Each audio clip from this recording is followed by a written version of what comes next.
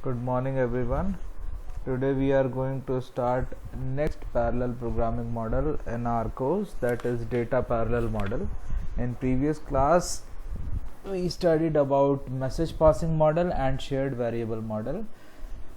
Now what is data parallel model? So that data parallel model arises from the concept of data parallelism, और इसे हम और simpler words में समझ सकते हैं कि whenever single operation is performed on multiple data, such type of scenario is provided by data parallel model, जो कि एक SIMD कंप्यूटर ऑर्गेनाइजेशन या में हमें मिलता है.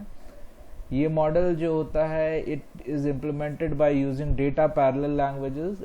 ये प्री डिस्ट्रीब्यूटेड डेटा सेट्स को यूज़ करता है, और एक बेनिफिट या एक एडवांटेज ये है डेटा पैरेलल मॉडल का कि हम इसको ईजिली सीरियल प्रोग्रामिंग लैंग्वेजेस का यूज़ करके, जो स्टैंडर्ड सीरियल प्रोग्रामिंग लैंग्वेजेस हैं उनका यूज़ करके हम डेटा पैरेलल मॉडल में चेंजेस कर सकते हैं. यहाँ पे पैरेलल डेटा स्ट्रक्चर यूज़ होता है. You can easily understand this data parallel model by seeing the diagram in the next slide. This one. यहाँ पे आप देखें कि एक कंट्रोल यूनिट है जो कि एक इंस्ट्रक्शन इशू कर रही है two different processors in the system, and these different processors are operating on different data streams parallelly. So what is happening, एक ही ऑपरेशन अलग अलग डेटा पे एक ही टाइम पे पैरेलली एग्जीक्यूट हो रहा है और डिफरेंट रिजल्ट प्रोड्यूस कर रहा है, प्रोवाइडेड कि इन आपस में इन प्रोसेसर्स में कोई डिपेंडेंसी नहीं हो. ठीक है, तो एक ही इंस्ट्रक्शन जब डिफरेंट डेटा सेट्स में जब हमको एग्जीक्यूट करना होता है, then we implement such type of data parallel model. And और ये डेटा पैरेलल मॉडल जो है इसको both we can use in shared memory organization and distributed memory organization both. So data parallel model को अगर हम डिफाइन करें एक इजी लैंग्वेज में तो इस तरीके से बोल सकते हैं कि data parallel task are assigned to processes and each task perform similar type of operations on different data. So this is a data parallel model. Data parallel model leads to high degree of parallelism, because इसमें जैसे जैसे programme size बढ़ता जाता है हम वैसे वैसे अपने हार्डवेयर को बढ़ाकर हम पैरेललिज्म को और हायर लेवल तक अचीव कर सकते हैं, provided, again I am saying this, provided कि उसमें उन डेटा ऑपरेशंस में आपस में डिपेंडेंसी ना हो. ठीक है, so this is a data parallel model. Next model which we have to study is object oriented model. Now what is object oriented model?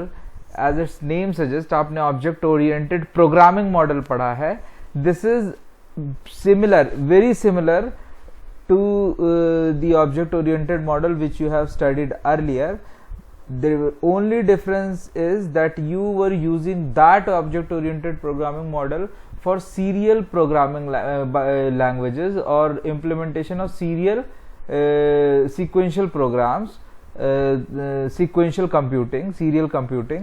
But here you are using this model for implementation of parallel programs or programs for parallel computer architecture or programs for parallel computation. Difference कुछ नहीं है, सारे concept जो हम object oriented models में पढ़ते थे वो यहाँ इम्प्लीमेंट होंगे, वही इनकैप्सुलेशन होगा, वही ऑब्जेक्ट और क्लासेस का कंसेप्ट होगा, वही इनहेरिटेंस और वही पॉलीमॉर्फिज्म के फीचर्स होंगे, वही रीयूजेबिलिटी होगी, क्लास को रीयूज करने के फीचर्स होंगे. सो यहाँ पे models, in this models objects are dynamically created and manipulated, जैसा कि हम पहले करते थे. Processing is perform by sending and receiving messages among objects. So फिर से एक बात, डेटा जो है आपस में इंटरेक्ट नहीं करेगा and it will not be accessed directly, it will be accessed through objects bye sending and receiving messages. Concurrent object-oriented programming based on the features of object-oriented programming and provides an alternative model for concurrent computing on multiprocessors and multi-computer. एक example framework है इस type के model का concurrent object oriented programming का actor model. Actor model में बहुत deep में नहीं पढ़ना है. What is actor, actually actor क्या होता है और एक्टर के क्या प्रिमिटिव्स हैं, बस ये आप जान लें. So actors are nothing but self-contained, interactive and independent components of computing system that communicate by asynchronous message passing. एक तरीके से आप इसे समझ सकते हैं कि these are nothing but objects which we were using in sequential programming. जो ऑब्जेक्ट क्रिएट करते थे, जो इंडिपेंडेंट कंपोनेंट्स होते थे, बेसिक एंटिटी होते थे प्रोग्राम की, और वो आपस में कम्युनिकेट करते थे by using message passing concept और मैसेज पासिंग मैकेनिज्म. सो यहाँ पे हमने उसको एक्टर का नाम दिया है. Object and actors both are analogous.